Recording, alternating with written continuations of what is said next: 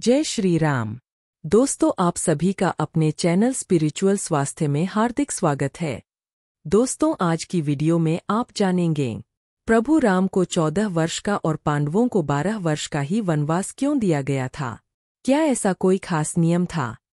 Video पूरी देखना दोस्तों, क्योंकि आप जो जानकारी लेना चाहते हैं वो पूरी वीडियो देखने से ही मिलेगी। अगर वीडियो अच्छी लगे तो प्लीज़ लाइक, शेयर और सब्सक्राइब करें ताकि भविष्य में आने वाले वीडियो की नोटिफिकेशन आपको सबसे पहले मिले। भगवान राम आप सभी की मनोकामना पूरी करे। तो दोस्तों, करते हैं वीडियो शुरू। प्रभु राम को 14 वर्ष का और पांडवों को 12 वर्ष का ही वनवास क्यों दिया गया था? क्या ऐसा कोई खास नियम था?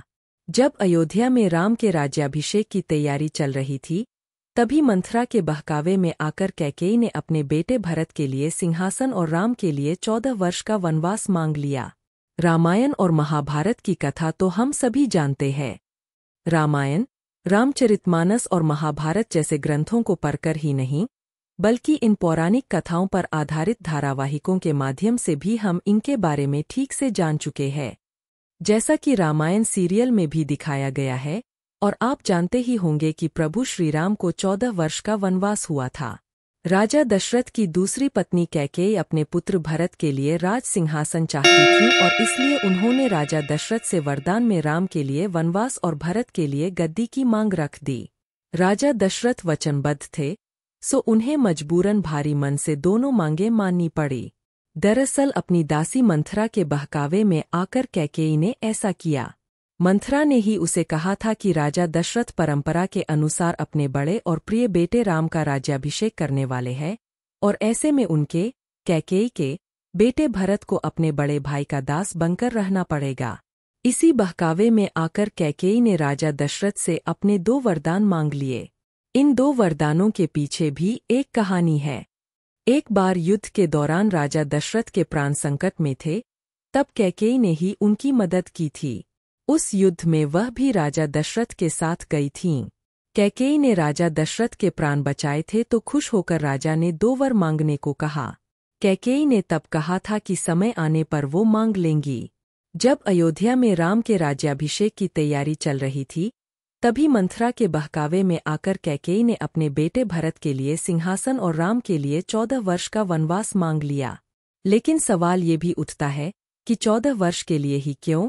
कैकेयी ने राम के लिए 10, 12, 15 या उससे कम वर्षों के लिए वनवास क्यों नहीं मांगा?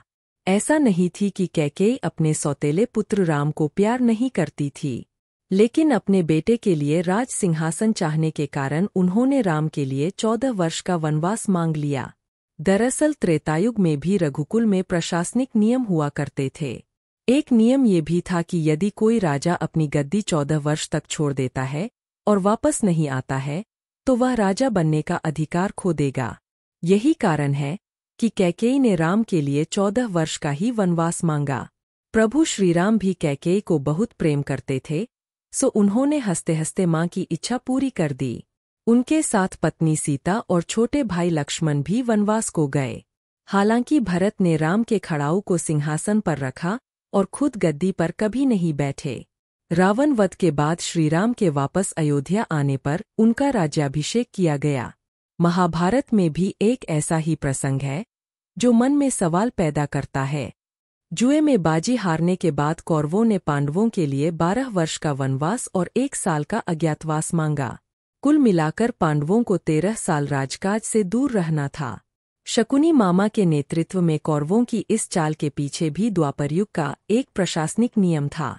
इस नियम के मुताबिक यदि कोई राजवंशी 13 साल के लिए अपना राजकाज छोड़ देता है तो वह शासन का अधिकार खो देगा। इसलिए कौरवों ने पांडवों को 12 वर्ष के वनवास और 1 वर्ष के अज्ञातवास पर भेजा। वीडियो पूरी देखने का बहुत बहुत धन्यवाद। सदा स्वस्थ, खुश, निरोग व शांत रहें। Thank you.